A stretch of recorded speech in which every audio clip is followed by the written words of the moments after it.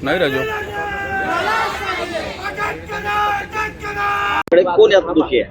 आमची एक रास्त मागणी आहे की या महाराष्ट्रात ज्या महिलांवर अत्याचार होत आहे, अत्याचाराचे प्रकार वाढलेले आहे।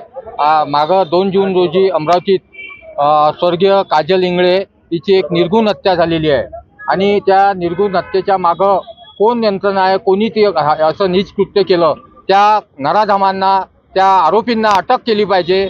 आज आम्ही बंटीभाऊ रामटेके यांच्या नेतृत्वामध्ये सर्व महिला भगिनी या महिलांना न्याय मिळाला पाहिजे, या महाराष्ट्रातील लेकीबाईला न्याय मिळाला पाहिजे यासाठी आग्रही आहोत। आम्ही जिथपर्यंत त्या आरोपींना अटक करत नाही तोपर्यंत आम्ही या ठिकाणी निदर्शनं करू, आंदोलनं करू, शांततेच्या मार्गाने आम्ही या ठिकाणी बसलेलो आहोत। पण जर आम्ही येत्या 2 दिवसात त्या हत्येचा छळा लागला नाही तर आम्ही प्रहारच्या स्टाईलनं उग्र आंदोलन सुद्धा करू।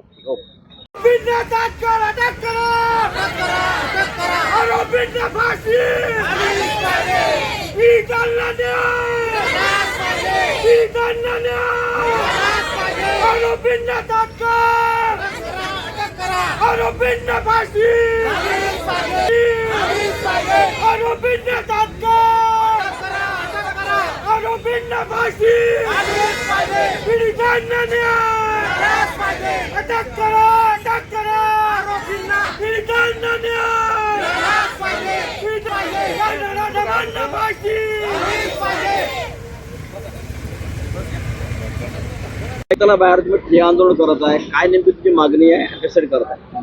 2 जून या दिवशी अमरावती तपोवन या ठिकाणी अत्यंत घृणाकृत असा तिथे कांड केलेला आहे। त्याला कांड म्हटले जाते।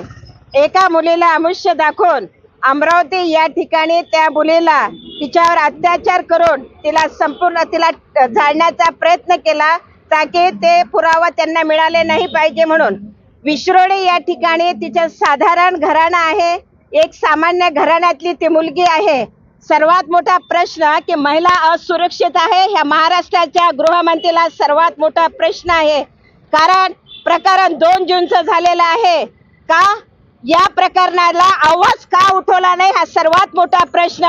जर गरीबाची मुलगी जर असेल तर त्या मुलीला न्याय लवकरात लवकर मिळावा। इतक्या प्रकारे नीच कृतीचं प्रकरण केलं आणि अजूनही त्याची यंत्रणा पूर्णपणे पार पाडलेली नाही आहे। आम्ही आज या तपत्या उन्हामध्ये आमचे वरिष्ठ पदाधिकारी बंटीभाऊ आहे, छोटूभाऊ आहे, संपूर्ण पदाधिकारी आहे आणि मी आज या व्हिडिओच्या माध्यमातून एकच सांगते, किती प्रकरण होत आहे, का बरं गृहमंत्र्याला जाग येत नाही आहे? तुम्ही सांगता महाराष्ट्र सुरक्षित आहे आणि या सर्व गोष्टी वारंवार होत आहे।